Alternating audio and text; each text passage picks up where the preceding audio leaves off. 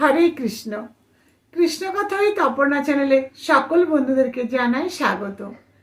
সাপ বিষ রাখে তার দাঁতে, কুকুর বিষ রাখে তার জিভে, আর কাকড়া বিছে বিষ রাখে তার লেজে।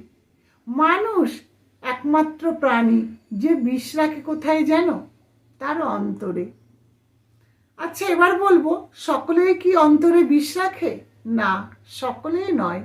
কিছু কিছু মানুষ আছেন যারা অন্যদেরকে সহ্য করতে পারে না, অর্থাৎ অন্যদের ভালো সহ্য করতে পারে না, তারা অন্যদেরকে ভালোবাসে না, তাদের মন থাকে বিষে পূর্ণ।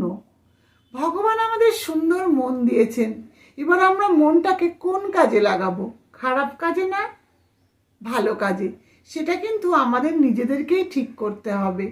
যদি আমরা মন থেকে প্রত্যেককে ভালোবাসি, প্রত্যেকের সাথে ভালো সম্পর্ক তৈরি করি, ভগবানের প্রতি ভক্তি রাখতে পারি, তাহলে সেই মনটা সর্বদা ভালো কাজে ধাবিত হবে। আর যদি আমরা মনের মধ্যে বিষ পুষে রাখি, তাহলে আমাদের মনটা কিন্তু প্রতি মুহূর্ত খারাপ কাজে ব্যস্ত থাকবে।